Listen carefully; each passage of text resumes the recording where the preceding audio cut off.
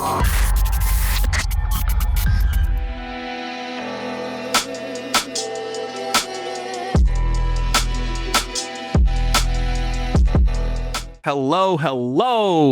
What up? It's your boy Duran, aka DoctaDigital. We're back. It's on a little different cadence than we thought. We said bi-weekly. We're kind of like bi-monthly, by every other weekly, maybe. But we're back. We're here. We're here to bring some entertainment. I think this episode's gonna be pretty fun. We're really excited to be here. Of course, I'm joined by Nick, aka Enyco. Yo. Then we got my boy Blake, aka Robo of the Pigeon. Yep. Then last but not least, we got my boy Jordan, aka the YoJohnsen. If you know, you know. That's like FGC stuff, right? So I think Johnson's name is really funny. Maybe we'll in the comments, if you know what YoJohnsen is in reference to, go ahead and type it down there and we'll see who knows, because I don't feel like a lot of people will. So before we deep dive in, I want to announce that the chamber is returning. For those people that don't know, that is our monthly that we run. It is the last Thursday of every month. It'll start around 8:30 p.m. Central Time. Keep in mind that's like tournament standard time. So I say 8:30, might be 9. We'll see how it goes. And then I'm really excited to announce we are doing a team tournament, kind of like esports league, Street Fighter League. It's gonna be called Run the Set. Basically, it's gonna be 4 teams of 4. The one catch is when we announce it, which will be the same day that this video goes live, whoever you decide to be on your team has to already be in the server. So this is more for the people that have been, down with us since day one. We want to make it an opportunity for you to go out and find 3 of your best friends or 3 people in the server that you think that can bring the trophy home. So basically it's a round robin format where everybody will play every team, but each week you only send up 3 people. And then the top 2 teams, after all the round robin is complete, those 2 teams will actually play all 4 members to bring that trophy home. So keep an eye out in the server. That'll be on the same day that this goes live, whenever that is. We'll see. Hopefully Monday, but I don't know if Infinite can work miracles, so we shall see. All right. Now that the announcements are done, we get to deep dive into some fun stuff that I've been looking forward to. And I think everybody else will enjoy it as well. So I think we'll start off something light. First question I have is, what are you currently playing? I'll go last because I've been rambling for the last 3 minutes. And that gives me an opportunity to catch my breath. I have not been able to put Slay the Spire down. I was super hyped about it when we talked on the last podcast. From launch, I think I already have 80 hours in it, and I did do a big-ass tournament over the weekend. Work has been super busy, and when I have free time, either on my PC or on my Legion, I am playing Slay the Spire. And I will recommend to anybody else who's playing it, play the beta patch. The beta patch has all their updates and all the new stuff, so they're changing card balance and boss balance and stuff like that faster than they change the regular patch because they want to test and see how it goes. The beta patch is where it's at. It's so much fun. I have not been able to put that game down. So when you say beta patch, is it like when you go to download it, you just choose which one? When you go to launch it from Steam, you go to properties, and then there in the properties window, there's like a choose beta folder or something like that, and you can click it and it'll launch either the normal game, which is like the 1.0 patch, or the beta patch, which is like 1.0.xyz. And that one is where when they do their like Steam announcements of, hey, this is what we're testing, this is what we're doing on the newsletter, that's where they're testing all that stuff. So that's essentially like the PTB. Basically, yeah. Okay. Have you tried to co-op out at all? I have. I've actually played it a few times. I actually played with Duran a little bit, and then I played with one of my teammates on my card team. And we've completed a few runs on a low ascension, but it's crazy. I have learned that the way that he plays Flesh and Blood is also the way that he plays Slay the Spire, and he just puts all kinds of random shit in his deck and hope it works out. And most time it I was like, is that shots fired or like tiny shots at Tim? He knows. That takes me back to like being a kid and playing TCGs like Yu-Gi-Oh! I'm like, yo, let's throw like 2 man-eater bugs in there. Let's throw a graceful cherry or whatever it's called in there. He's got all kinds of crazy shit. He's like, oh, I'm doing this 6 stars build on Regent. Oh, this is a really good forge card. I'm now going to forge a sword. And it's like, pick a path. You've got 60 cards in your deck. You're never going to draw the cards you want because everything is in your deck already. And you cannot stop that guy from picking greed as his bonus on floor 1. There's a reason it's called greed, right? Yeah. But I think that's a conversation I know I've had with Nick in the past too, because we talk about like TCG, and Slay the Spire is essentially a TCG, right? Yeah. But it's like when you go to play it, and when you play like a TCG, one of the long lost things I think that is incredibly difficult that people don't understand is building your deck, right? So when you're playing Slay the Spire, that's putting that in your hand, right? Where it's not like a TCG where like, yeah, you can probably know which cards are good or whatever, but like on a TCG, you can just find someone's list and play it. But Slay the Spire is more RNG. You are the one selecting your deck, kind of thing. And that's where that kind of math kind of comes in and how you want to build. And like you said, hard committing and just full sending, like this is the route I want to go. So the other big tip, knowing when to avoid taking cards. It is okay to skip cards. Yeah. I was just about to ask you, being a pretty big TCG player, would you say milling the deck is like really important, like getting cards out of your deck, and just getting it down to those essentials? I think every shop I hit, I remove a card. There's a lot of events that allow you to remove cards too, and I think most of those I try to do that. I generally try to remove as many cards as possible, and if I'm not removing cards, I try to take as much draw as possible. Yep. Just so I can cycle through the deck over and over and over again. Yeah, okay. Because it's real easy to, like, if you get it set up, it's real easy to be able to recycle even within the, 1 or 2 turns to where you're getting the cards over and over and over that you want. So yeah, Slay is gas. I know we've talked about it because I know you're playing Balatro, and I know I've talked to you about Slay. I don't know if you had a chance to play it yet. So I just haven't picked up Slay the Spire 2 yet because I've been trying to, I don't want to be like, oh, I got Slay the Spire, then now I got Slay the Spire 2. So I've just been focusing on Slay the Spire 1. And I mean, even with that, it is really interesting. Because when I first started picking it up, I didn't realize that it's either kind of a use it or lose it type situation. At least like when you first start off a run, either you use the cards that are in your hand or they get discarded, and then yeah, like it restocks and everything. So I was like, that was really interesting. I have not beaten, I guess, an Ascension yet. I've gotten to the second stage and got mugged and stabbed to death in an alleyway. So, there's that. I will say, as you play the game, there are like relics that you can get where you can keep your hand. So you don't have to like discard stuff. And it's random, but I mean, you get a chance to do it. And that's when like the fun happens. Because like Ironclad, like one of my favorite things. And that's why it's like how you decide to build it, right? I love doing like defense, build up defense, and then body slam. And the body slam does damage based off of how much defense you have, things along those lines. So the game is really cool. And I'm going back to the co-op, like we played it and it blew my expectations. Like, I was already really hopeful for it, and then finally getting to play it was like, it was more open than I thought it was going to be. Like, I thought it was going to be like, oh, you queue in, we both play the same hero, you play your hand, that's kind of it. But it's more freeform than I thought it was going to be. Like, you can play whatever hero you want, kind of thing. And I also love that you can pause it, like, and come back, and you don't lose your run, which is great too. It's really that's hard like one to of my remember issues with early access.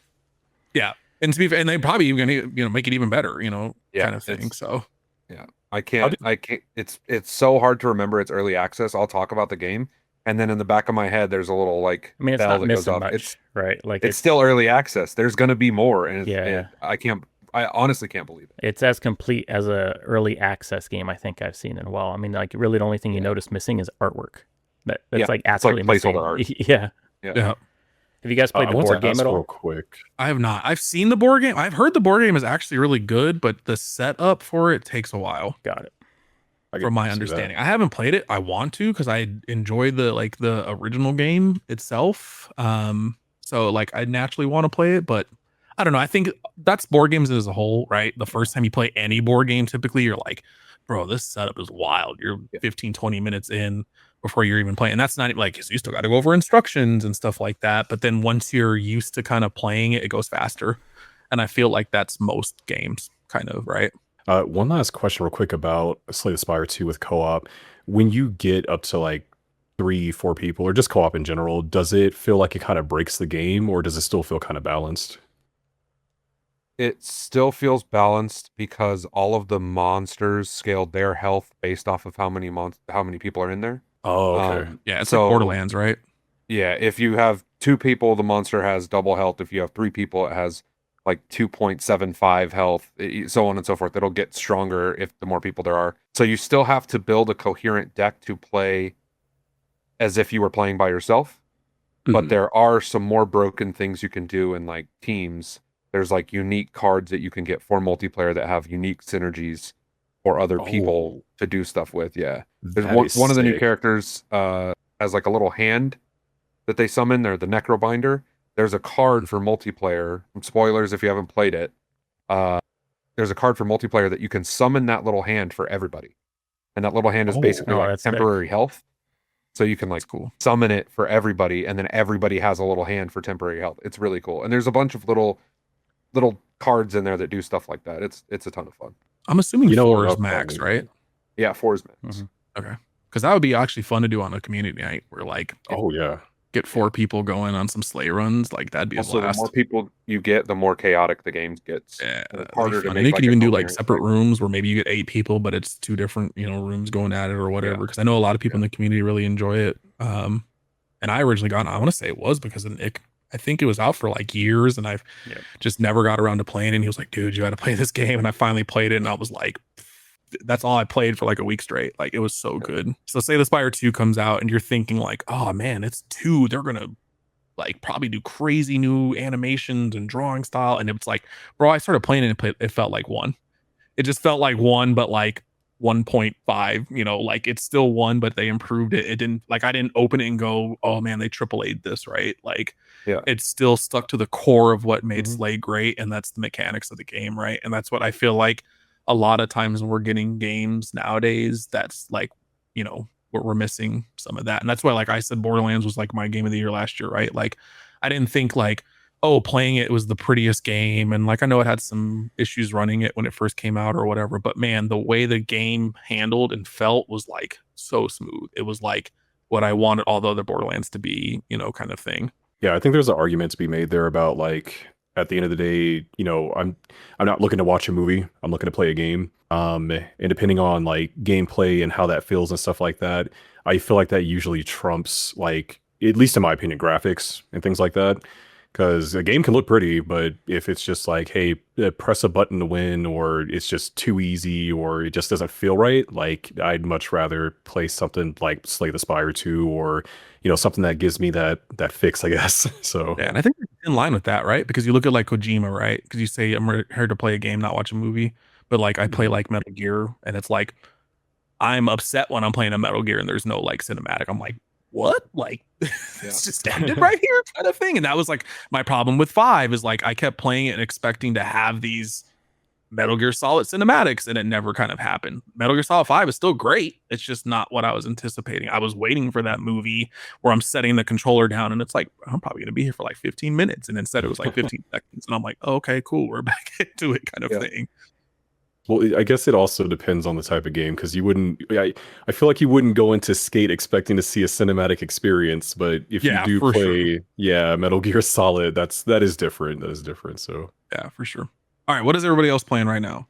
I don't have 80 hours in the Spire 2, but I think I got 20 hours, which is just a micro of what Blake has into it. But it's between playing it on the Steam Deck and then here on the PC, it's the wife will be sitting here next to me gaming. She'll look at me like, what are you doing? Like I'm sitting here at the computer playing a little card game, and she's going off on Overwatch or whatever. But I think outside of that, though, the only other game actually I've played has been Counter-Strike 2. I think I hinted at that last time on the last podcast that we did was talking about how I was going to start playing some Counter-Strike 2 with a group, and it's been a blast. The game's effed. You still got cheaters like always. It's got stuff that just shouldn't happen the way it's Counter-Strike, right? It's like all the stupid things and great things about Counter-Strike, but it's a big shift from the old ones. Counter-Strike 2 is it's got a lot of things that maybe aren't so great, and some things that are great compared to the old ones, but it brings back a lot of old memories and a lot of old fun, and so that's kind of what we've been playing a lot of comp in Counter-Strike 2. So when you say the game is effed, because I've never played Counter-Strike, is it like an anti-cheat issue? No, so it's more of an inside thing for a lot of us who've been playing together. We say the game's effed because it's like every game you get into, you may run into like a cheater, right, who screws it up, who kind of screws everybody over, or hitboxes just aren't connecting like they should be, or you die to something stupid, right? Somebody shooting you through a box or around a corner that they shouldn't be. And so the joke is just like that the game's effed. But the game's obviously great, right? It's Counter-Strike. Counter-Strike's one of the longest known esports there is in gaming, and it's still going strong, especially over in Europe. And it's great. We're having a good time with it. So yeah, the closest I ever got to like Counter-Strike type of stuff was Valorant. Yep. And I enjoyed Valorant, but man, if you've never played a game like that, the TTK is like, bro, you blink and you're dead. It's like, okay. The behind the scenes stats and data that you can get for Counter-Strike is insane, right? So like we have several websites that we can go to, like behind the scenes, every match is being recorded and you don't even know it, right? Like as a player, there's websites that you can go to, like allstar.gg or other websites that are behind the scenes have your matches recorded that you can pull and watch highlights from, and it pulls together, like if you have a 3 or a 4K, it's automatically putting together like a 3 or 4K montage video for you and sending it to you and stuff like that, because you sync your accounts. But then you can dig into the data, right, to look at, okay, what is your time to kill? What is your average time to damage? How good are you at strafing? How good are you at positioning? How good are you at throwing grenades? What is your aim accuracy? What is your aim accuracy when aiming at like the amount of data that's collected behind the scenes for Counter-Strike just blows my mind, right? Like you can really is this all like community driven stuff? It's all stuff that Valve has opened up on the back end that other companies and other websites have then built the data around. I'll have to share some of it with the group in Discord, but man, it's really just blown my mind to see, like, it really puts in perspective, like, because you can see how you compare to the people you're playing with, right? And how you did in certain matches actually give you a rating, and it keeps track of your rating and kind of where you are compared to other people. And it's all outside of Counter-Strike, right? Like that's the crazy thing. And it's other websites that do this, but that's fire. Well, you hear that, Capcom? If I could watch my Street Fighter matches and not be at my computer or my console, and I could just be watching my replays on a site. Yeah. Like I have the free account right now, and like with free account, you only get like one video a week, right? But if you had the paid account, you can get like a certain amount of videos every week, and it just pulls together.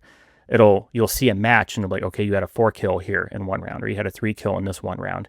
Do you want that montage video, or do you want the replay? And they even do like top down replays of the match, so you can like do a top down view of each round and kind of see where every player was moving. It's also cool because you can go back and see like a guy that you thought was cheating, and all of a sudden you see that like from the moment he spawned, he's like watching you the whole time and just follow. He's not cornering, he's not walking in protection, he's just walking. All of a sudden he just starts shooting through smoke or whatever. You're like, yeah, this dude, man. And you know, so it's all like all the data's out there. There's no hiding anything, right? So it's cool, man. I've never seen anything like it. Are you guys big stats guys? Or because personally for me, I think it's cool, but like every time I look at stats in a game that I play, be it like Street Fighter or Marvel Rivals, I'm like, damn, I'm cheeks.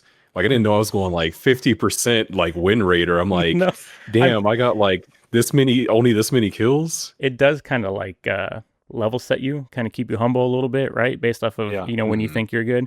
I think what I've appreciated about it is it's allowed me to determine like my aim's not so bad as I thought it was, right? I don't need to necessarily sit there and work on my aim or my reaction time. I need to work on map positioning, and I need to work on utility, right? And utility is like flashbangs and smoke grenades. Like I need to work on that part of my game. So what's nice about the stats is it allows me to sit there and say, okay, what am I not doing as good as other people at that I need to work on?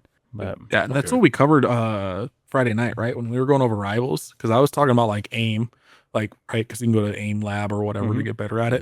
But that's why I try to like emphasize that, like, when you're playing a team shooter, it's like, bro, I kid you not, like 60 to 70% of what you're doing is like situational awareness, where it's like, and that includes the map, that includes the health packs, that includes the payload, that includes all of this stuff. And that's what's really hard to like, because we all play on Fridays, right? And a lot of people, this is their first team shooter. So it's hard to learn that kind of stuff if you've never played these kind of games before. So like, I'm coming from Overwatch, so a lot of my skills just translate from Overwatch into Rivals kind of thing. So like, like we have people that play a ton that, are really good, that are much better than me, but like compared to the average person, I'm probably, you know, I can hold my own or whatever kind of thing, because I'm just using that same kind of like situational awareness kind of stuff. And a lot of times it isn't aim, especially like in a team shooter, because not a lot of things you can one shot, right? So aim isn't as primary as a game as like Counter-Strike or like Valorant or things like that, where you have to be quick to get that tracking down as much as like Rivals, right? Where Rivals is like the time to kill is a lot longer, so you have time to adjust to that. And that's why, like, probably my favorite, like if I was to play a competitive shooter and like get into it, it would probably be Apex, because Apex to me is such a skill expressive game. Not that other ones aren't, but like I love you can engage into like a firefight and you're not dying instantly. Sometimes you can be like, oh, they got the drop on me, but my aiming and skill set let me outplay them, kind of thing. I always really enjoyed the shooting games where if somebody got the drop on you and you were better, you could still win the fight. Yeah. Because of your positioning or how you reacted to them getting the drop on you. I used to play Rainbow Six for a long time when it like first came out. That's probably the closest thing to CS2 that I've ever played. And that there's not a ton of that because the time to kill is pretty similar, but there was a little bit. And I think that the map knowledge, the situational awareness like you're talking about, that correlated to being good at Overwatch. Because I think that comes too from our age, right? Anything. Yeah. Because like we came from Halo age, right? So we're playing Yeah. Halo and the time to kill is a lot longer in Halo, right? So it's like, yeah, and it's if somebody not shoots you, you could turn around and shoot back. right. And you can kind of position yourself out of situations. And I feel like that's what like Overwatch and like Apex is. And that's probably why I enjoy those, because that's in my wheelhouse. And like I remember playing Call of Duty shit. I used to play with Nick all the time. I remember we had a buddy named Tim, and like, bro, Tim was the Call of Duty dude, bro. Like I remember he had this giant, like this was back in the day when we still had the tube TVs, and he was like one of the first one of us like to get a house. 70 plus inches or something crazy. Dude, this on his wall. Massive. And you'd go into this room and all it was a couch in this TV. Like, and that was it. And all he did was play Call of Duty, bro. And it was like, I remember seeing, and this was just, let's just say Modern Warfare 2. Modern Warfare 2, it was like 2,500 hours in or something like that. And it was insane, dude. And that's all he played. But like, he would host us and we'd bring our like Xboxes over to his house and we'd play like Call of Duty at the house and stuff like that. And like, I enjoyed Call of Duty because like, you know, everybody played it. And I did enjoy Modern Warfare 1 because I loved like the MP5 where you could hip fire and stuff like that. And it was more of like a aggressive type shooter. But even then, I never stuck with it because even like in Call of Duty, the time to kill is very fast. And compared to CSGO, I don't play it, but I would assume CS or not Go, but CS is probably even shorter time to kill than Call of Duty is. A lot of single shot kills, right? In Counter-Strike, and there's a lot of headshots. Especially you get people that have been playing for a long time, and you almost feel like other people are cheating sometimes because they just have so much time in the game and their aim is so reactionary and they're so good because it's just. A lot of the main guns that people use is one shot to the head will kill you. So yeah, and that's why like I love Rainbow as well. Like I don't play it, but like if I was to get into like I enjoy the game, I like the characters, I like how it operates and stuff like that. But like that's why I don't think I could ever Counter-Strike, because unless it's like Nick where he has years of doing this, trying to pick up Counter-Strike and getting good at it at 38 is like good luck, dog. Yeah, I was going to say, I think we're going to talk about this a little bit later, but I've heard that Counter-Strike is very sweaty or like very competitive because of how long it's been out for, and people have found out so many things about the game. And but like you were just saying, like, you know, based off stats and stuff like that, like it's not something easily to like jump into if you haven't already been there or have some type of experience carrying over from a previous game. Yeah, and it's got a robust ranking system too, right? Towards not putting, like it tries to put people with the right ranked people, right? But you have a lot of people like all game smurfing and stuff like that. But it's but it's got, you have casual play, you have competitive play, and you have premier play, right? And it's like you can't even do premier play until you've ranked up to a certain rank. So they've kind of got like multiple forms of competitive within the game. So I've been kind of all over the place with what I'm playing. I'm got stuck in the trap of going back and replaying stuff that you've already played 100,000 times. So right now I'm doing a run in Pokémon Leaf Green, just to get through and what is it? Robo did. Everyone's I was not Like he expecting got- that. The thing is, YoJohnsen's keeping the podcast like leveled out, right? Because the three of us keep speaking around the same type of games, and like the first episode, he's like Yu-Gi-Oh, and then now he's like Pokemon Leaf Yeah. Green. And they're like, all right, man, cool. Yeah. Yeah, I'm like, like I'm with too old to the play Counter-Strike, and he's like, you're not too old for Pokemon. Right. hey, you know what? His There's game of the not year was really a Digimon. bunch of reaction. Yeah, exactly, exactly. But I've been walking down the mean streets of Kanto again for like the 38th time. I do want to eventually, because the cool thing with Pokemon is that you're able to transfer up your Pokemon throughout the generations and stuff. Yep. And I never got the chance to do that, so I kind of want to experience that before I kind of like just in the series, because I've kind of been off and on for years now. So, but I've been playing through that, and I found a newer appreciation for the game, because as opposed to just over leveling like I did when I was a kid, I'm actually taking it at more of like, there's type matchups and there's other items you can use to help gain you an advantage. And I'm just going based off of like, yeah, I'll fight every trainer, and whatever I'm at, like when I get to the next boss, like I have to find out how to deal with that. So that's been a lot of fun. I'm about like halfway through that. I found this Sonic fan game that is pretty cool. It's Bro, now called welcome to my world. These are the people that I play games with a ton, and I like Sonic, bro. I grew up on Sonic, right? Like I get down with Sonic. These Mhm. people like love Sonic, and I did not know this was a thing until like 2 years ago, when last year when Sonic Racing came out, and everyone's like, "Yo, you won this Sonic Racing?" And I was like, "Dog, it's Sonic Racing. Am I missing something?" And like everybody was like pumped for this, and I'm like, "Okay, we have like Sonic fans. Hell yeah, like cool."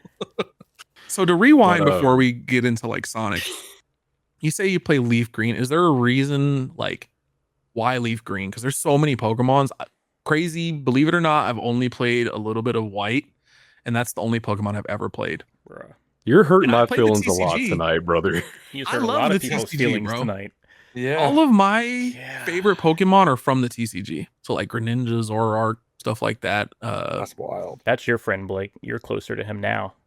Bro, I used You to were watch this. family. Come on. I saw the shorts. He said you're no longer welcome at my house. Yeah. Like I played Pokemon. I watched Pokemon. I was a Nintendo kid, but like I never owned a Game Boy ever.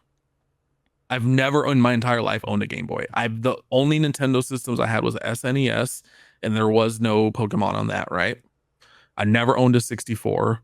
And then the one I owned after that was a GameCube, and I owned a GameCube to play Smash. Like that's what I played. We don't talk about Smash. Jeez. And that's not, I don't dislike Pokemon. I've never been a big handheld gamer. Fair. All right, Yo So- Johnson, tell him why Leaf Green is so amazing. All right. So, Leaf Green is amazing because it has Venusaur on the cover. That's it. Simple facts. Spitting facts. Venusaur is cool. No, in all seriousness, it like depending on which version you get, like Pokemon fans know this. At least, well, no, they're still doing it nowadays, but there's version exclusives, so you can only catch like let's say Magmar and Leaf Green, and then like in Fire Red Electabuzz or whatever. And if you don't get whatever version, you kind of determine what you're going to be able to do in that game when you buy it. So I went with Leaf Green because I wanted certain Pokemon from there. That's really it. Other than that, it's the same exact game. So Fire Red and Leaf Green are also special because that was like the OG Pokemon, like back in like Mhm. '96. Like it was like here in America, right? We got Red and Blue, and then later Yellow. But I believe, I could be wrong, so don't hate on me, history Nintendo people. But I believe the original was actually Red and Green over in Japan, if I recall correctly. mhm. But Okay, so we got the Yeah. originals, which was the red and blue, and then we So- got yellow. so that was like us getting the originals in America is when we got Fire Red and Leaf Green. Got it. Okay. Mhm. So that's the Yeah. original Pokemon were in those. Correct. Yep. 152, right? Yeah, no. 152 Pokemon. 151.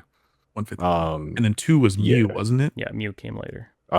So cool little like history fact about that. So in the originals, it was 150, Yeah. and if this is true, I'm not sure how true it is because it seems a little sus. But one of the developers was like, "Hey, there is one more Pokemon I want to put in the game, which was Mew." And there wasn't really a way to get Mew in the original games until Nintendo was like, hey, we're going to hold an event to distribute Mew. The really cool thing about the original games is that there is a glitch because the original games are like, they're broken. There's a lot of shit that you can do that you're not supposed to be able to do, and the coding wasn't the best. So there's a glitch that you can do to actually find Mew within the game without doing any type of event or anything like that. And people started finding that out after Nintendo held their event like way back in the day. And it actually holds true for a lot of games that came out after that, such as like Leaf Green. There's actually a way to do code execution in the game where you can set up events and you can catch whatever Pokemon you want. Like it gets crazy. So I think that's one of the interesting things about Pokemon, because I don't think I've ever come across another RPG that can do that, at least from what I've seen. Bro, two things. Events used to suck. If you worked in a game store and Pokemon events happened, you know exactly what I'm talking about. Because you'd have these cards and they'd be sitting in your drawer while you're working, and people would just come in and be like, I'm just here for this Pokemon event. And they're like, can I get 6? And I'm like, no, you can get 1. Come on, let me get 1 more. I'm like, you can get 1, bro. Here's your 1.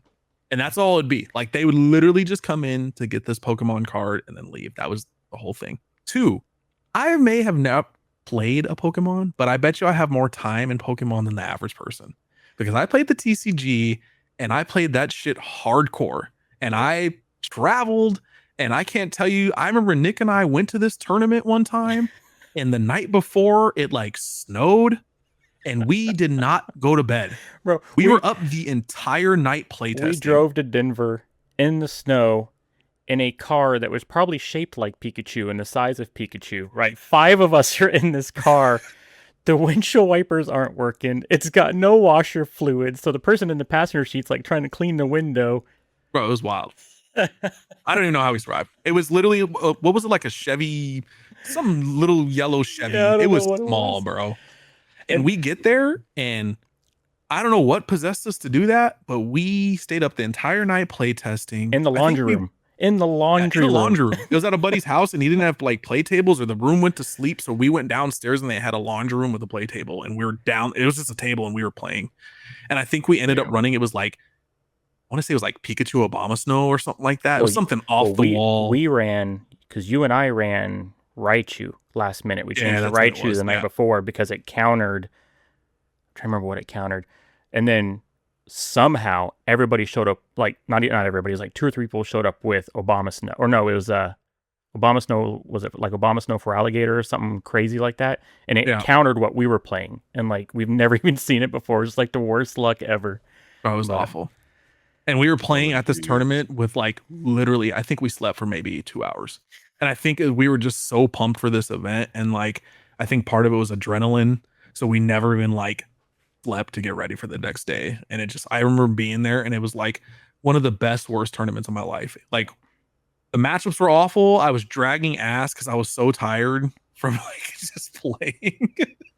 And if you've ever prepped for any type of competitive event, you know exactly what I'm talking about, where you're like, bro, I'm ready for this. I want to make sure I have everything in row. And then like, but that was like why I ultimately stopped playing Pokemon, because of the variance.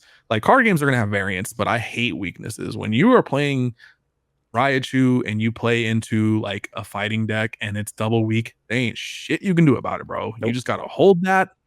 And people will say like, oh, well, you can play. That's why you play like 2 types in a deck. Oh, you play this other thing that isn't weak to fighting. And I'm like, that doesn't matter if all I'm drawing is the lightning side of stuff. Yeah, but then you put that in your deck, and then you run into like a mirror match that's fully, doesn't have those in their deck, and they beat you because they're fully decked out versus you've pulled some out of yours. So Pokemon Slaps, I just never played the video game just because I never had a chance to. And that I would revisit it. Like, I love N. That's why I want to play Black or White, because I know he's like one of the main characters in the game. So I really enjoyed him. I haven't played it within like the last 2 weeks or so, but I want to bring up Resident Evil 9. That game was fantastic. We did not get to talk about it last time. Game slapped. It was like, man, it was to me, it felt like Capcom writing something for the fans, because it felt like when you play as Grace, her part of the game felt like old school Resident Evil, where you're like scared, you're trying to like sneak, you're trying to conserve ammo, unless you're Blake and I, apparently, because we just John Wicked the whole damn hospital. Because I'm reading people on Reddit and they're like, I'm out of ammo. I don't know what to do. There's still people in here. And they're like, oh, just leave these people for when you play as Leon. And I was like, They all playing on it was console. like walking around and like everyone's dead. And I'm like, I don't know People what you I did worried wrong. about. They're all gone. Yeah. But this hospital is empty on my Grace playthrough. Yeah. And then when you play Leon, it felt like modern day Resident Evil, right? So like, because if you've ever played Resident Evil, you know the real transition was 4. So like when 4 happened, that's when it kind of, to me, it kind of transitioned off of being like survival horror and it turned into like action horror more so than survival horror. Because I mean, you had the merchant and all that stuff, and you were just buying stuff and things like that. So sorry, was not expecting that. But that's what like 9 was fantastic, because you like went to play it and it felt like it was the best of both worlds, kind of all encompassed in one. Do want to ask real quick, because like you said, Resident Evil 4 was that transition into more of the modern, and like Resident Evil 4 is still praised and just on everything to this day. When did you ever feel like, or when was the point you felt like it started to get too much though into that action territory? I think it was 6. 5 was very actiony, don't get me wrong, but 5 Chris still punching boulders, dog. That shit was absurd. It was like 4 hit this nice action horror, and then 5 just took, let's take the horror out of it and just make it an action game. The only thing it was missing, Kojima didn't make it. Like it was so out there, half the stuff that was happening. It was like Death Stranding before Death Stranding. I think 4 was the beginning of it, and I think 5 is when they fully embraced it, and then I feel like 6 is like when they went full on Hollywood. We don't know how to make, like, when you watch a Hollywood movie that's like a game movie, like you're watching and you're like, what the hell is happening? And that's what 6 was to me, where it was just like, okay, we're not even trying anymore. 6 is the only main number Resident Evil I've never finished, because it's just like, that was a rough period for Capcom though, right? Like they had a stretch there. Like Capcom's been cooking recently, right? Like they've been on fire lately. But like if you look back, especially around when 6, like a lot of their games just weren't good for a little while, right? Not all. Yeah, it was not all stretch, but they had a stretch to where it was rough. It was like 6. That's also when we got like Lost Planet. Lost Planet wasn't bad, but it was like, was it Capcom level? It was like, I played Lost Planet out here carrying. So, but I also think 4, this might be like a really hot take. I feel like 4 is the Final Fantasy 7 of Resident Evil. Like, people absolutely love 4. And I think 4 is great, but I also think it's severely overhyped. And I love Resident Evil. Like, it's an amazing game, but that's why I say that's also the first Resident Evil that isn't Resident Evil, right? That's where they really went a different direction with it. And it's still great, but it, to me, is also, I am more of like a horror fan. And I enjoy the survival horror of it. I remember playing 1 through 3 when I was a kid and just being like scared. And when I was playing 4, I didn't have that same feeling, because it was like, I'm Leon. I'm just a badass. Yeah. Wait, I'm sorry, because so like I agree with you saying that, 4 is like the 7, of Final Fantasy and stuff like that. Totally agreed upon. Because when that game came out, it changed things. Like it revolutionized like how Resident Evil came out and stuff like that. But okay, sorry. I what I'm shocked about is that at no point in time in Resident Evil 4 were you scared. No, not really. Hold on. Maybe let me help refresh your memory real quick. You don't remember, because like I played that game. I haven't beaten it all the way. I got to the very end and I was low on ammo and I kept getting my cheeks kicked in. So I was like, fuck this game. I'm going to come back to it. But all the way up until that point, the Chainsaw Sisters, like when it's dark as shit and they're like, you can only hear them. And then you come across them and they pop out of nowhere and they're like, we're going to kill you. there's the wolves, like, because there's one point, I think it's like the village, it starts off light and then it turns nighttime and you're outside, you can't see anything. Like, did you have like the bootleg Resident Evil 4? No, I 'Cause I don't promise remember it you. being dark. That's a thing. That's a thing that happens. He had an old TV, Duran. Give him. I do think that the horror in 4 was different than the horror in 1, 2, and 3. The horror was less, it's spooky, you could die at any minute because you don't have any resources and you're trapped in a confined space with bad things. The horror was, there are so many things that are all trying to kill you all at the same time. You have to figure out how to manage everything happening all at the same time. And right when you think you have it managed, boom, big chainsaw guy, or boom, now there's a giant monster, or boom, you have to jump on a boat and fight a whatever the hell whale thing that was. Like, to me, there was two different oh shits. All right. So like in Resident Evil 1 through 3, it was like, oh, there's a zombie. I'm in this closed corridor. Oh shit, I have 3 bullets.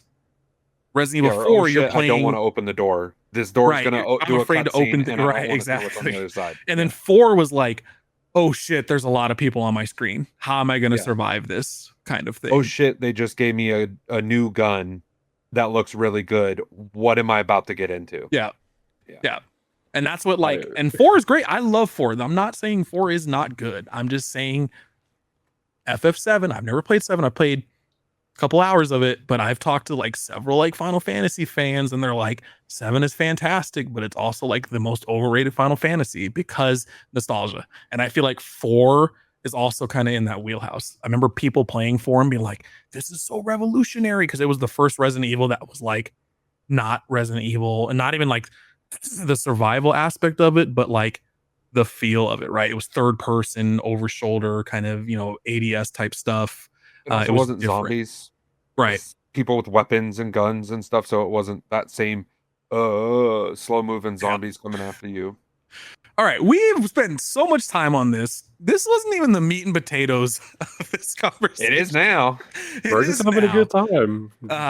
So I try my best to keep us on track. So I think one of the biggest things we really wanted to speak on, Johnson had a good idea.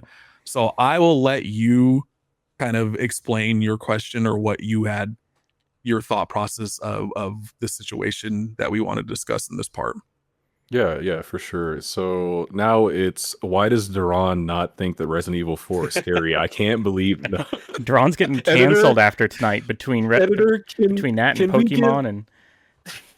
Can we get a scene of the Chainsaw Sisters while it's dark as shit at night and they're chasing you? This is like Bane, right? Bane and Batman. You're like, I was scared, and I was like, I was born in the scared. No, on a serious note, so the deep dive is going to be about competition, or just competitiveness. The reason why I brought that up is because everybody approaches competition or competitiveness in a different way. So I was kind of interested to see what keeps people going, like what kind of lights your fire. And also we kind of touched on it a little bit earlier with like the stats thing, but like, how does stuff like that affect you? Like when it comes to Street Fighter, the thing that keeps me coming back is wanting to improve and seeing how far I can get. And it's pretty cool to see like those top like echelon players who are at Evo and they're winning like #1. And it's funny because sometimes you'll watch a video and you're like, oh, that's simple. I could do that. You're just pressing buttons and like, I know what a drive rush is and everything. And then you fight somebody who's better than you. You're like, what the fuck? Like, how do you get to that level? Like, that's crazy. This person's out here doing stuff in the bathroom before they come out here to fight me. Like, they're getting focused. They're getting in the zone. So, that's what you went with? Doing stuff in the bathroom? If only people heard the conversation before we started tonight. It's been a night. Yeah, I'm about to get on the sticks, and this guy was just doing stuff in the bathroom. Here I am eating a banana nut muffin, getting ready for my tournament. And this guy's doing stuff in the bathroom. I'm cooked. This dude came out sweaty. So unprepared. Yeah. Oh man. Oh my gosh. I think to like address the playing somebody that's like quote unquote better than you. I think there's levels to this. And this is something that I learned, like, and I've known for a while, but I think I really learned it just this last month, the last 30 days. And the reason I say that is because, so I went to Colorado, right? So I play Flesh and Blood. Blake got me into the game. They play actively. I pretty much only play when I'm in town, right? So we go to this tournament, and like I would consider myself a pretty strong TCG player just with like legacy, right? Because I've been playing so long, I have that mindset I can compete kind of thing. I go to this tournament, I go 1-3 drop, right? So I lost 3-1-1 dropped kind of thing. But the difference is like when you are playing somebody and they do this all the time, it's different than us playing on Thursdays, right? So same thing, literally got back from Colorado the following weekend. I went to Texas Showdown, play my first match, and you can feel it. Like when you're in a tournament and you play somebody, and I'm not saying like, oh, like, they're better than you, but like every man bleeds, right? But you go to play them and you're like, you can feel it. So my first match was against this guy named Sevens, this Terry player. Bro, I ran literally like a 1st to 20 the night before against the Terry that was there with me. Went back and forth, had a really good set. This guy sits down to play Terry. I'm like, yo, I just repped this last night. This is going to go great. Bro, I sat down, was like, yo, good luck. I felt like I turned, got up, and left. That's how fast my set went. Because he literally double perfected me in my second. Like first match was kind of back and forth, and then round 2 he perfected me, and then the first round of the second match, like he perfected me again. The dude goes on to get 9th place. So my first match is a guy that was 1 win away from top 8, right? So when you sit down to play him, like, or you play somebody of that skill level, you can just kind of tell. And like I'm playing and I'm like in the bathroom beforehand. He's got the bathroom tech. But he just cooked me. And that's just kind of how it is when you are playing. Like I said, I play very casually on Thursday nights, right? But I've also seen what it looks like when I put that time in. So the other time when I came to Colorado and I got 4th place, like that was the highest I've ever placed at their monthly, right? So it's like I've seen what it looks like when you can put the time in. So I guess like to answer your question, I think one of the hugest, most like biggest variables of all of it is time, right? How much are you investing into what you're doing? Mm-hmm. So one of my teachers, I don't remember their name, said they would always say, what is the difference between an athlete and an Olympic athlete? Like sure, genetics, right? But the other is like time. How bad do you want it kind of thing? And that's what like when you're playing fighting games, for example, when you go to play it, and that's why a lot of people don't stick with it, because like we were all raised on shooters, right? So you sit down and you go to play a shooter, and even if you go even, you're like, oh, I killed somebody, I did kind of well. And then you play a fighting game and you get just dusted. It's like, bro, there's levels to this shit, right? But you're also doing something you're uncomfortable with. So that's why it takes a little bit longer to like get better at it, right? Because you brought up an interesting point. Like, when you're first starting out in something that is competitive and you have other people who have already been playing that, a good example, Counter-Strike. Like, what do you think is a good motivator to keep you invested? Like, what keeps you going and just wanting to come back and, actually get to some type of proficiency or like higher level? I think there's 2 things, right? That creates a difference between somebody who gets a drive out of being competitive with it and somebody who gets a drive out of just having fun with it, right? Like somebody who, if you get a drive out of being competitive with it, one of 2 things are happening. You're either winning, right? Which it's easy to get behind something when you're winning, you're having a good time, right? Things going your way. And I think just growth is the other aspect of it, right? Like it's hard to sit down and keep pushing at something if you don't feel like you're growing and getting better at it. Like Dron will tell you, I'm not a very competitive person. So like, so like, that caught you just as off guard as it caught me, right? Okay, I was waiting for lightning to come through this dude's window to strike it. I was waiting for Ashton Kutcher to bust through my house and be like, ah! So I think, like, I know for me personally, right? Like when I attempted fighting games way back in the day, there was a moment where I had fun with it, right? I was playing with Duran, I was playing with some friends I knew, But every time we go to like, even if it was a small tournament or with a larger group, I would just get waxed every single time.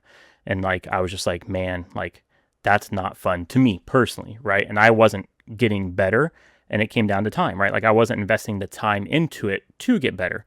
I was having fun with friends, but when it came to being competitive with it, I wasn't willing to put the time into it. But I think it's like I said, the people that are being driven by the competitiveness of it, it's because of between growth and the will to win, right? Like you've tasted what victory tastes like. You want to get that again. It's a great feeling, right? Like there's not many things that feel better than when like you get that victory, or you win, or you beat somebody or something that you maybe didn't think you were going to, or you haven't before, right? Like the feeling behind that is so good, and the endorphins that you get from it. So, but like I said, it's growth, right? Like Counter-Strike, we get to points to where like when you've lost multiple matches against really good teams, like part of you just like, all right, I'm done for the night. I'm going to bed, right? But then all of a sudden you have one good match and you're like, all right, cool, let's keep going, because you just finally had one good match and you got that good feeling from it. And you're like, all right, let's keep going. But that's literally every Friday night. The people we play with, yeah, the people we play with in rivals, bro, we will get dog washed for like 5 or 6 matches in a row, and we win one match, and like if the game had teabagging, it'd be that. It's like and chat and popping off, and I'm like, dog, we just lost 5 in a row, and it literally last Friday we lost 5 or 6 matches in a row. We won the first round. It was a 2 CP map. We won the first control point. People started talking shit. We lost the rest of the rounds. I'm like, this is what I'm talking about. We didn't even get to finish actually winning before people started popping Cart off. before the horse. And then we lost. And I was like, this is what I'm talking about. So I need to go back real quick to when Nick said he's not competitive. Just to rewind. So when I first moved out here, Nick used to go play co-ed soccer. I knew Nick from high school. Nick was a soccer player. I was a football player. So I move out here and he's like, hey, I'm getting back into indoor soccer. Do you want to go with me to go watch some of my matches? I'm like, sure, sounds fun. Let's do it, kind of thing. This man, Nick, gets on the field and I'm like, who the hell is this? Because it was like volume to 20, bro. He hip checked this girl and it looked like an old kung fu movie. Like, when they palm thrust somebody and they go flying.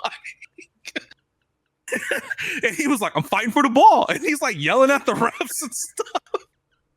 And I'm like, what? We get done and I'm like, who are you, bro? You're like a different person on the field. Oh my god. So then years later, we're all disc golfing. We have a friend named Doug. Doug is a good player when he can be a good player. If you're not in his head and he's having a good round, he'll have a good round. We'll go out and play and we'll get to like hole 11 or 12 and Doug will be up on Nick and Nick's like, hey, don't fuck up. You're up 3 strokes. You just need to finish these last 6 strong and you got me, man. And knowing what he's doing, Doug is just going to dumpster dive the rest of those holes. And that's exactly what happens every single time. So he's like, Duran knows me. I'm not a really competitive person. So I would back like to the to- disc golf thing. I went to disc golf one time with them, and we talked about it the last time. I sunk that first hole in like 2. The look Nick gave me after that happened was, what was that figure skater with the crowbar? Oh, Tanya Hart. Yeah, that's how I felt. I was like, I'm in danger. I need to stop. That's why I never played again. Because I felt like Oh Nick my was going to come God. after me like Liam Neeson from Taken. I will find you. So And I will what take you guys are saying is when he said I'm not very competitive, you guys both had flashbacks to those instances. Like Duran had a flashback to when he force palmed that girl, and then you had a flashback to when you're like, hey, I was pretty good, and he's just like looking at you like he's gonna beat you with the crowbar. And don't let It was Duran just- fool you too, right? Like Duran's just as competitive as I am, and that's I'm hyper competitive. I think almost all the arguments I think Duran and I have ever had in our friendship is due to competitiveness, right? Whether it's- Competitiveness and Nick's bad taste in music. Because this man sat here and tried to say that Jay-Z or Ludacris was better than Jay-Z. Jay-Z's And I'll garbage, never let that go. You just open a can of worms. We don't have time in the podcast for that conversation. Next Oh my episode. gosh. Next episode, Jay-Z, Ludacris. To pull things full circle, we'll get back onto the competitive thing.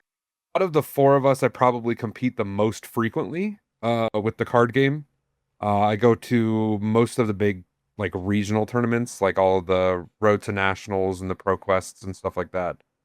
We just had a Battlegrounds that was like a different sort of format. We recorded a vlog for that, for the card team. But I compete all the time, and I think adding both what Nick and Duran said of time and growth, the game is basically my life. Like I have it up on my other monitor and I keep looking over like, oh, maybe what if I change this card for this card and it would help this matchup, but it would hurt this matchup. And the stats thing, going back to that, there's stats in here for a hypergeometric calculator when you're going to draw X amount of cards when you have these in your deck and so on and so forth. And then you have the growth aspect of it.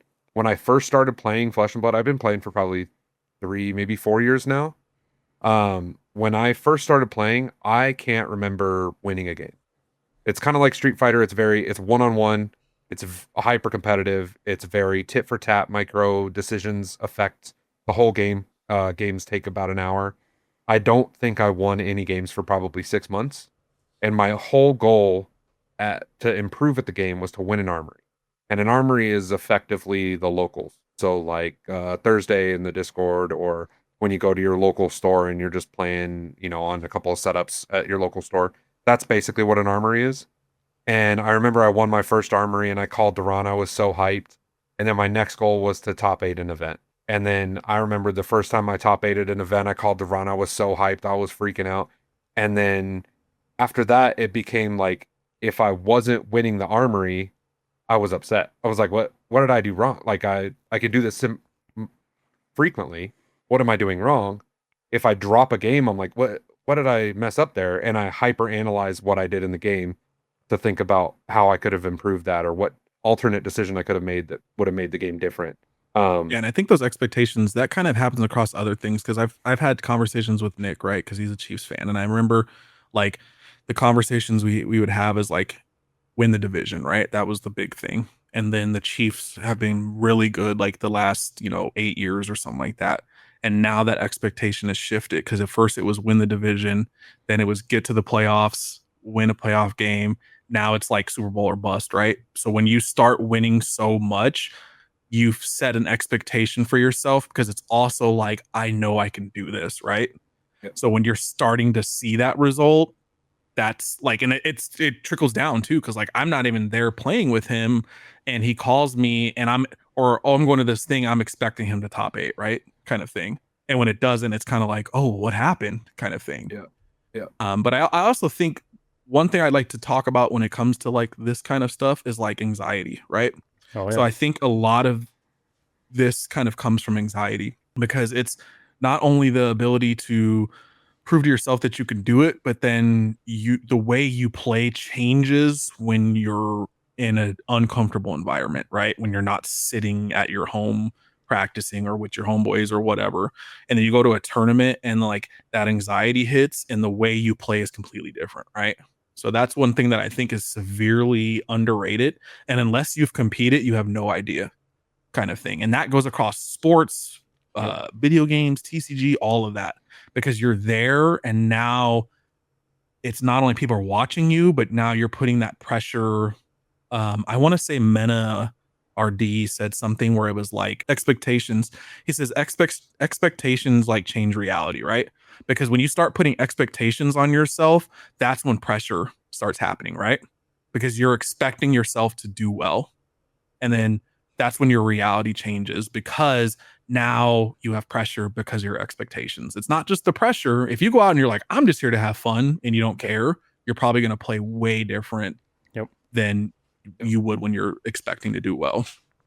And to kind of caveat what you were saying, the anxiety part of it, I do think that is manageable, because I remember the first few times I would go to compete at these bigger events, I was super anxious about even just playing the game. Like, am I going to mess up these things that I do every week? Am I going to miss my triggers here? Am I going to play this card the wrong way? Am I going to get in trouble because I call a judge or whatever? But if you do it enough, it almost that almost kind of becomes your comfort zone. Yep. Or at least it did for me. So I actually feel more confident and more comfortable when I'm playing in a more competitive environment. What's that time there's repetition, right? Like higher stakes on the line. I feel more comfortable when it doesn't matter, when it's like an armory or it's in playtesting, I'll make poor decisions almost on accident out of like, I'm not taking my time, I'm not thinking through it. It's just like, yeah, we're here, we're doing the thing. But when I'm in a competitive environment, I take my time, I analyze everything, and I think through every little possibility. And I think that helps manage that anxiety. So the more you do it, the more repetitions you get, the better off you would be at playing in a competitive environment. Yeah, I was just gonna say, Sorry, go ahead. it also puts you in a position to where you don't overthink, right? When you've put the time in, because look how many athletes we've watched across a lot of sports that are gifted beyond what any human being should be gifted from just athleticism and skill sets, but because they don't put the time in, they never amount to anything, right? Like they're the highest touted player coming out of high school because they're gifted. They got through high school on pure gifted talent, but because they don't have the will and effort and they're not willing to put in the time, they amount to nothing because of it. It's the Booby Miles, right? Like you watch Friday Night Lights and Booby Miles is naturally gifted, right? Like great player. He's even in the gym, like, or in the weight room, and they're like, Booby, you're not going to lift. And he's like, nah, this is God given. I don't have to do this. And then he gets hurt and his whole career goes down the drain, right? Because that work ethic kind of thing, right? And that's why I say, like, I feel like you can always practice. Because, like, when I first started Street Fighter, I go and watch, like, old footage of me, and my execution's awful. And now I'm doing stuff that, like, I never would have thought I could do. And that's just like, from repetition. But the reason I bring this up, too, is because I know I've had conversations with you, Jordan, with, like, when I come into town about playing or whatever, and you're like, oh, I don't think I'm good enough, kind of thing. And that's where, like, first of all, you're not going to know unless you try, right? And then second of all, if you go 0-2, your life's not going to change at all. You don't get better by beating everybody, right? Like you learn from your beat downs. Like that's truly where you learn, is by losing.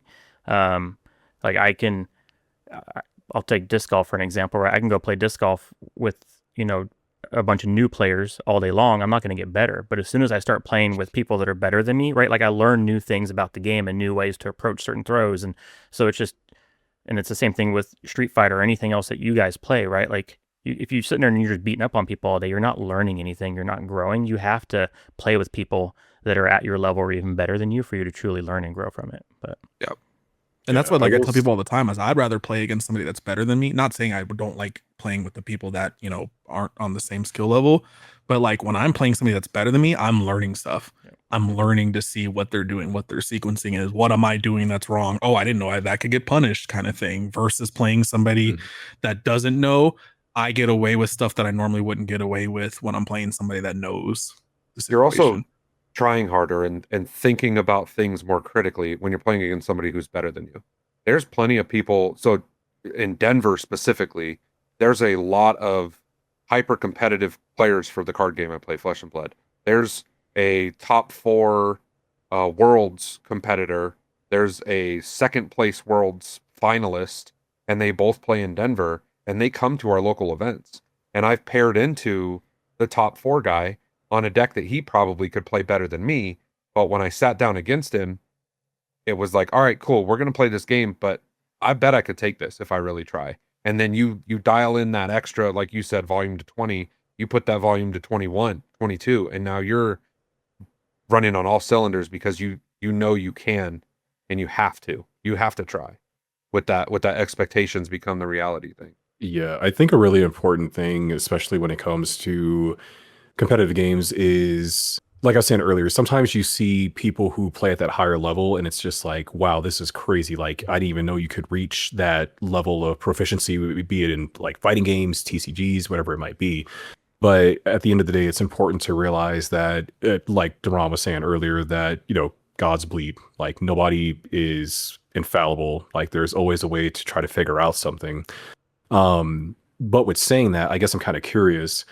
Do you guys feel like going in with a mindset of I'm going to win is good compared to going in with a mindset of I'm just going to play my best and see like how far I've come, like growth wise?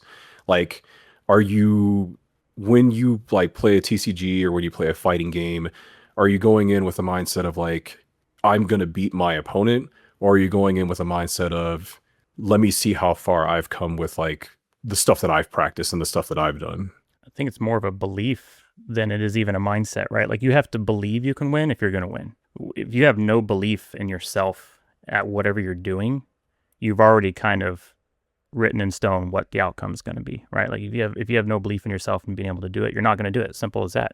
I mean, that goes for a lot of things in life, right? Like you have to believe that you can approach anything that you're going to do if you're going to do it. If you go in saying that you can't do something or that this person's better than you, guess what? They're better than you if you go in with that mindset already. So you have to go in with the belief that you can beat somebody and that you are going to be better than somebody, right? Or even if their skill set or their rank may be higher, you have to have the belief that you can beat them, right? Just kind of like what Blake just said. He sat down and he's like, I can do this. I can beat this guy, right? Because if he went in, he's like, oh man, I'm playing this guy. He's too good. Blake's already done, right? Like without, Blake's done. He's already written off at that point. So I will kind of jump off of what you said. There was a famous YouTube short or whatever. It's this Jamaican guy talking, and he says that belief is not knowing, because belief there is a hint of doubt. So it in almost kind of the opposite aspect of what Nick is saying. I'm a fairly confident person. Some people take it for cockiness. I've always kind of been that way, and when I go into these settings, it's not I think I can do this or I want to see how far I can get. It's I know I can win this thing. Let me go prove it. Mhm. Let me show how much I know. Let me prove to myself and the other people that are doubting me that I can do the things that I'm saying I'm doing. I can do those things. When you go in, if you're not already thinking you've won, then you're setting yourself back, and you're now having to try to win. But if you've already won in your head, then everything you're doing just leads to that outcome. Yeah. That's what happened to me. Like when I came to Colorado recently, like I played in the Flesh and Blood tournament, and like before I even got to the tournament, I was like, oh, I'm going to get washed because I don't play as much as these other people do. And that's exactly what happened versus me going to play at a tournament. And Showdown was the same way because I haven't been playing Street Fighter. So I went to Texas Showdown and was like, I'm just here to have a good time. I just hope I don't go 0-2. And that's what I did, was go 0-2, right? Because that was like my expectations that I set for myself versus me going in and just going in with the mindset of I'm going to play my best and I know what my best is capable of doing, kind of thing. So that's most of the time when I'm actually grinding something and I go to play. If I go in with that mindset, I tend to do better, right? Because my mindset is, hey, just do what you know you can do, and the results have already proven themselves in the past. Yeah, I was gonna say that's kind of how I approach competitive stuff, especially like Street Fighter, because I haven't been playing a lot either. But at least in my opinion, whenever it came to me being like, "Hey, I'm gonna win this," it's not that I didn't believe in myself, but I felt like maybe for me it wasn't a good enough, like, I guess, inspiration or whatever you want to call it. Like I'd go in, I'd be like, all right, I believe in myself, I'm gonna win, but I would still lose. And at the end of the day, it would still feel kind of shitty. So instead of taking that approach, it was more so like well, I guess kind of like a test. Like, hey, I know where I'm at, and I'm just gonna play my best and focus on my growth. And like every time that I get beat or I win or I learn something new, like those results will reflect. It's not like they're just going to go away unless I just walk away from the game and I don't ever touch it again. I think it's hard too because it's not just like going in and doing your best, right? It's going in with the right mindset. That's the biggest thing. Mhm. And it's like going in. So like I go in and like my mindset is like, I'm just going to play solid, right? Because I know what I'm capable of doing. And also one thing that like checklist, right? So it's like you sit down. So like, and I've started to apply this in Flesh and Blood. So like, oh, in Street Fighter, I'll have like a checklist that's like anti-error. Don't put yourself in the corner, watch for DIs. So I'll read this stuff before I like play, right? When I was playing seriously. And that's when I played better, right? Because it's easy to sit down and all this stuff is happening. There's people around you. It's a different environment, all this stuff. So all the stuff that you do at home, you probably forget to do, at this tournament. So after getting washed in Fab when I was out there, I came home and I was like, I'm switching. I pivoted to playing Ira, where she's more game focused, like the game itself, less like, oh, I can do all this crazy shit. So I'm just playing Or the cards and the fundamentals. math. Yeah, the fundamentals. But then now it's like, oh, I'm playing a card called Sensor, and Sensor has targets. So I got with the group and said, hey, I need a list of Sensor targets. So when I go to a tournament now and I go, oh, you're playing Bravo, I'm going to check my list before the match starts and go, these are the power cards. This is what I'm looking for. Sit down. Now I'm ready to focus because I know what my game plan is to go in. And that's why I say it's like getting better at stuff is also, this is all part of it, right? So it's like, bro, you can play until, you know, your hands break. But like if you're not practicing correctly, you're not doing anything, right? So it's like you go and throw disc golf, and like I remember Nick and I went out into a field and we recorded me throwing because it was just like I'm doing stuff and it was not working the way I wanted it to. But I just kept doing the same thing over and over again. So when it's like when you see it on film, it's different, right? Versus your homeboy saying like, "Hey, when you're doing this, you're leaning or you're not ducking, you know, you're not leveling out enough or whatever kind of thing." And that's like it doesn't matter if you're gonna go in and say, "Hey, I'm gonna go do my best," but if your best is like everything you've practiced for, you threw out the window, right? Mm-hmm. Mm. But if you're going in and you're like, hey, I'm going to do my best, and you have a checklist of notes of what you want to make sure you're doing, you're going to play differently, right? Because now you're going and you have a game plan when you're going in, you know, for this. The Caveat off of that. So in the system that they use to build decks for the game, it's a website called Fabrary. The Fabrary website has a lot of integrated tools that you can use for like matchups. So if I'm playing deck A against deck B, for example, the Fang deck that I play consistently, that deck, I have every hero that I could possibly play against at a tournament in the matchups. And then in those individual matchups, it shows me which cards I'm playing and which cards I'm not playing in the sideboard, because you sideboard before the game. Also, in that same spot, there's like anywhere from 3 to 12 bullet points of remember this interaction with these cards and don't get caught by this thing that they can do to mess with your game plan. And I have all of these notes in every matchup because when I go to sit down against somebody and they say, hey, I'm playing Mario, I say, cool. I pull out my phone, I get my deck set up, I start setting up my deck, and then I read through the notes. And if I have those notes there, same as what Duran's saying, I don't have to think, I don't have to spend the time thinking, what am I supposed to do in this matchup? I have it all right here. I thought about all of this shit when I wasn't in a high pressure situation. I didn't have people breathing down my neck. There wasn't any stakes on the line. I thought about everything with a hypercritical lens, and it was all while I was calm and focused on it. So as long as I read those and I adhere to those, then when I'm sitting in the game, I can focus on the game, and I've already got all that stuff that was planned out for me months, weeks, days back. And that's for every matchup in the deck. And I think that that helps me significantly because I prepared ahead of time for the thing that I'm doing now. So I'm not. And every game has that, right? So it's like Counter-Strike, for example. I don't even play Counter-Strike, but I can tell you instead of matchups, you're going to be doing maps. So it's like, I'm going to hold this angle. I'm looking for this, or weapons, right? Where it's like, knowing oh, they're your using smoke this lineups weapon. and your I have to be flashbangs. right. I'm looking out for that stuff. And that's what, like, when we play in Street Fighter, like, I play Jury. So it's like, I have a hard time dealing with fireballs. Not me personally, the character, right? I don't have anything that does anything about fireballs. So I would play and somebody in the server's playing Guile, and I'm like, hey man, you need to throw way more sonic booms. And he's like, well, I don't want to play Guile that way. And I'm like, cool. Keep getting your shit pushed in then. Like, because like I'm telling you how to improve upon it, but you just don't want to do it. I don't have an answer for you, right? And that's what it like comes up to. There's just different versions of stuff. And it's just how you prep and the notes you make. It's that and everything. And you want to like watch a great example, watch like Kobe Bryant play basketball, right? You go watch his highlights and Kobe plays on people's weaknesses, right? So it's like, oh, this dude's left hand is weak. I'm going to force him left, right? So you're taking these notes. Oh, look for this crossover. And that's what Kobe was great at, was putting in that time and effort to basically become, you know, a top 5 player of all time.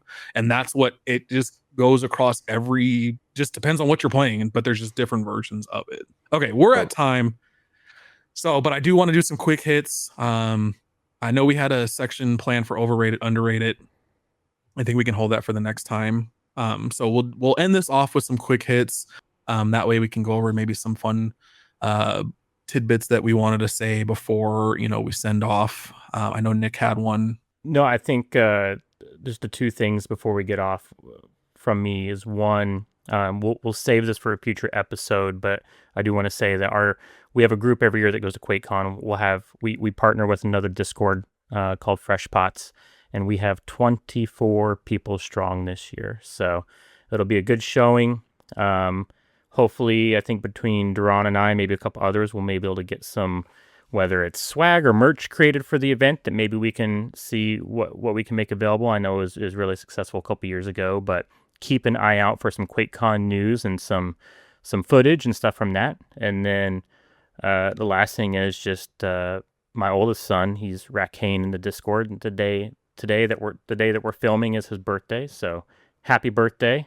Getting old with the rest of us, but just wishing him happy birthday. So yes, happy birthday, Rakane, of course. How does QuakeCon seating look like? Is it, because I remember last year they had some seats left over, do you think we can make an announcement? So if anybody wanted a last minute kind of join.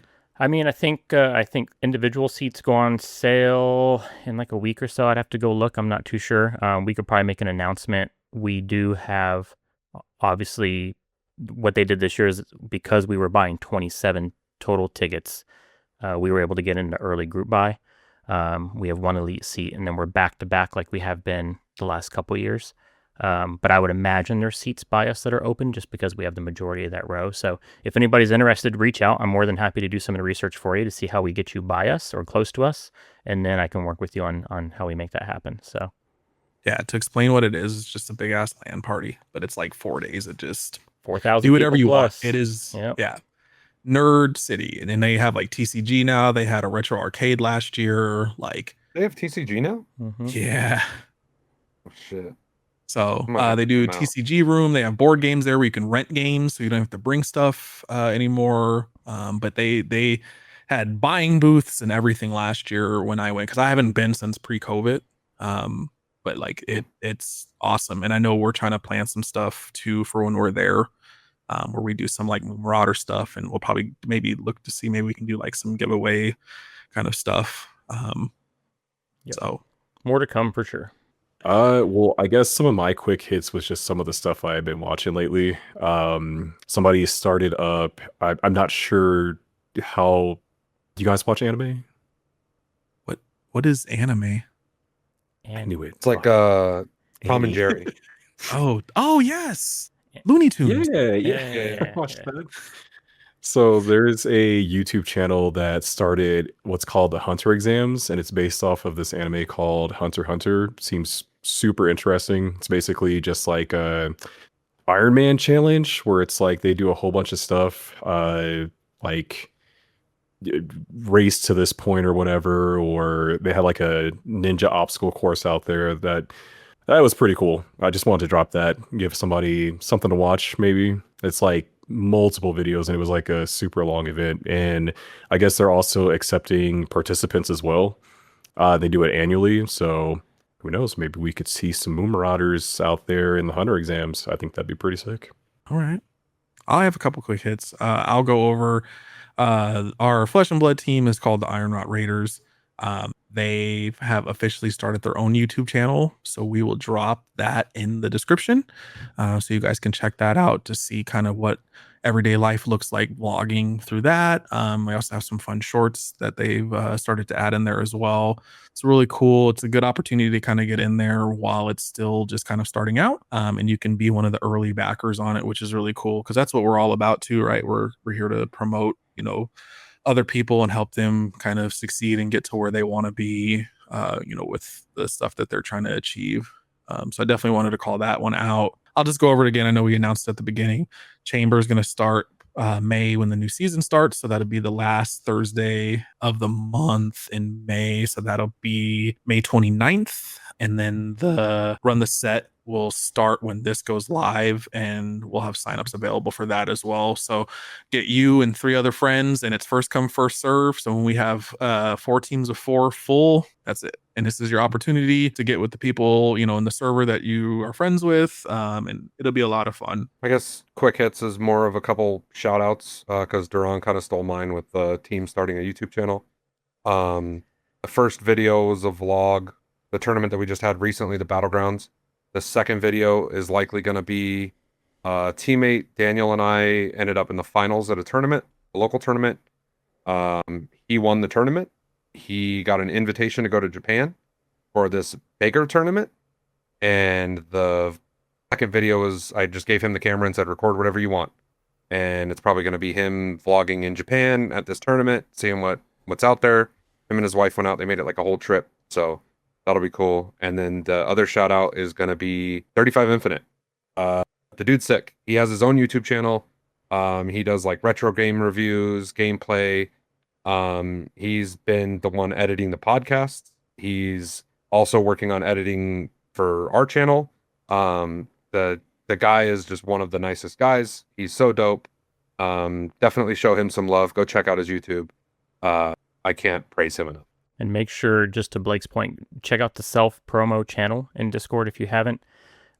Others are sharing videos and streams and stuff in there, but I know Blake has also posted a link to one of their videos in there as well. So easy access if you want to hit the self-promo channel in the Discord. Yeah, it's worth the trip. We have a lot of talented people, honestly. Hell yeah. Like that self-promo channel pops off. All right. So before I send us off, I gotta, bro, what? This whole time I've been waiting. What on earth is behind Nick? Is that a decapitated deer? Bro, I know you ain't talking when you got a Lysol can sitting on a shelf back there. Hey, man. I at least have like magic cards Material. and I'm genuinely curious and a as to Doom what bunny.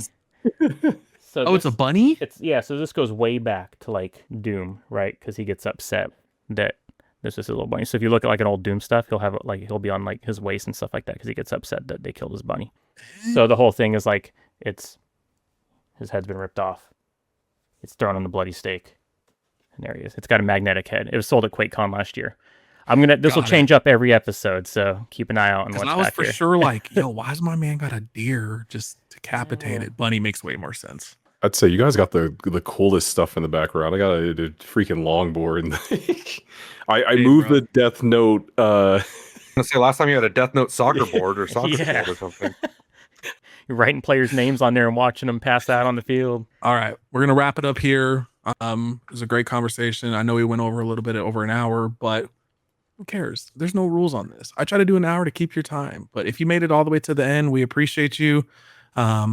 And we'll catch you on the next one. So, all right, later, bye, everybody.